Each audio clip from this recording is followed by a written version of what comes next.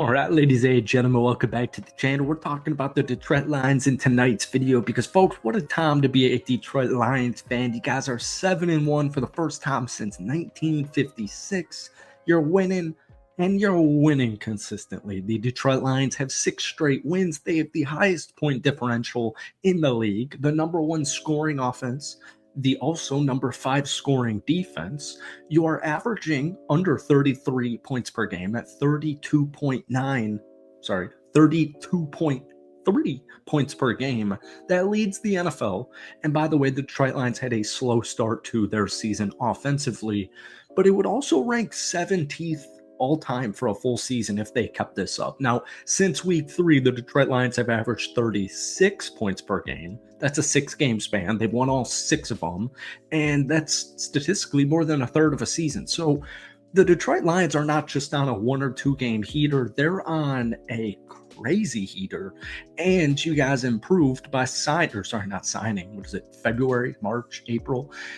You traded for Za'Darius Smith, my former Green Bay Packer, but this Detroit Lions team is starting to feel legit. And it felt legit last season, and it felt legit in the regular season. And then you win a playoff game, you win 2 playoff games, you almost get to the Super Bowl, and it's like, all right, how do we get back here? And this offense on paper is absolutely loaded. And Sam Laporta, Jameson Williams, I don't even think we've seen the best of either of those 2 players. What's crazy, dude, is the Detroit Lions are averaging over 32 points per game, and I don't even think we've seen just how good this offense truly can be.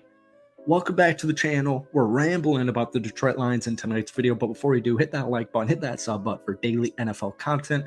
Guys, go subscribe to my Lions channel down below. I'm gonna post on it hopefully every single day or just about every single day, but I just need a little bit more of a base subscriber. So go check that out. I'll pin it in the comment section. But guys, if we try and get this video to 250 likes, that would mean the absolute world to me. So thankfully, this week is almost over because you embarrassed my Green Bay Packers 24-14. The final score does not feel how that game went. Jared Goff, huge reason for it. He's coming off a game where he only threw for 145 yards, a touchdown, 18-22. The Lions still have more touchdowns than incompletions in a very long time. It's just insane. Jared Goff is actually on pace. And the reason I wanted to bring up that Packers game where he threw for 145 yards, he threw for like 85 a couple of weeks ago in a 52-14 win against the Tennessee Titans. As little as Jared Goff has needed to do with his arm, and the Packers, like that game script, they valued more so like ball security, no turnovers, just keeping it clean, as opposed to like, big time plays. And also Jameson Williams was out. So game script has not been in Jared Goff's favor. That was obviously the first game that you guys have played not in a dome. But the point is, like, if you're up like you were in that Titans game, obviously Jared Goff's not slinging it 55 times like he did in that Tampa Bay loss. But he's still on pace for 3,900 passing yards, 30 touchdowns, 9 interceptions. He should be an MVP talk. I don't know how he's not.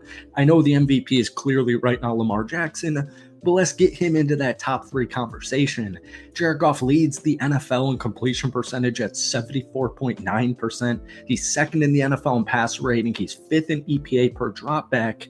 The offense is running and they're gunning, and it's just not even close. And this matchup on the road against the Houston Texans, a good solid defense led by DeMeco Ryans, it's going to tell us even more about this Detroit Lions team. And I really hope you guys can win it. Not because they lack the talent, but just keep this streak going, man. The sky's the limit for this Detroit team. But obviously the big thing is the defense because of the loss of Aiden Hutchinson. But the good news, guys, is Detroit currently ranks 5th in points per game allowed at 18.5. And the reason to it, in my opinion, is first off, there's talent on the defense, right? Brian Branch, Kirby Joseph, Alex Anzalone, Levi Onwuzurike.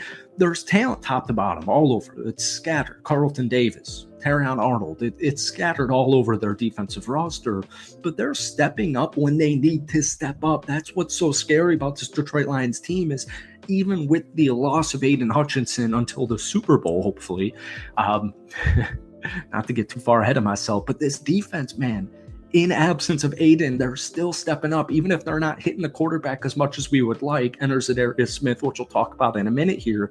They're stepping up, all right? The Lions have allowed the lowest third down conversion rate in the NFL at 29.9%. They also have the fourth lowest red zone touchdown rate at 43.5. They're bending but not breaking. A really good example would be like a game like, what was it, week 1 against the Los Angeles Rams. Oh, well, Detroit's defense gave up this many offensive yards. They let Stafford do this. They let an opposing quarterback do this. An opposing running back ran for all these yards. But when you look at the score, I mean, you're allowing an average of 18.5 points per game. They're not breaking in the red zone. They're settling for field goals, or they're having teams settle for field goals as opposed to touchdowns. And when your offense is putting up 32.3 a game, you're not going to lose many games, all right? In the red zone, the Lions rank first in yards per attempt at 1.9, first in third down conversion rate at 9.1%, second in yards per play at 2, fifth in defensive EPA per play in man coverage. I mean, the stats it's top to bottom. They're a phenomenal red zone group. And the Lions are currently playing without Aiden Hutchinson for a couple of weeks now.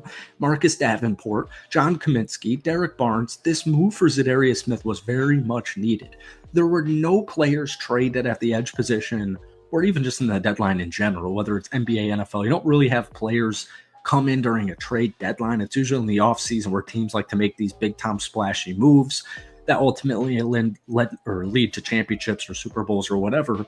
Za'Darius Smith was the best edge rusher who got traded. He's the number one target, I assume, for Brad Holmes and the management staff. Now, against the Packers, my Green Bay Packers on Sunday afternoon, Lions edge rushers combined for only 6 of Detroit's 18 pressures. And guys like Ali McNeil were unbelievable. He had 7 total pressures against the Packers. He also ranks 10th amongst defensive tackles and pressures with 27, 5th in win rate at 14.7%. But Josh Paschal, James Houston, they haven't stepped up enough that make me feel good going into the second half of the season, i.e. playoff time, to feel all that comfortable that somebody can step up and get a sack, strip sack, fumble when they need to in a conference championship game, something like that. So like Josh Paschal, only 2 pressures since Aiden Hutchinson went down. They were both against the Minnesota Vikings a couple of weeks ago. One of them wasn't even blocked. James Houston, 8 sacks in 7 games as a rookie. Since then, nothing. He has had 7 pressures in the last 3 games, but he's not an every down player. He's not great against the run. Now, Za'Darius isn't perfect. A year ago, he had 5.5 sacks, 60 pressures, win rate at 18.5%. This year, he's 32, and he has 5 sacks, tied for 17th in the league, 27 pressures, top 23 amongst all edge rushers, 19.1% win rate, which is 12th amongst all NFL edge rushers.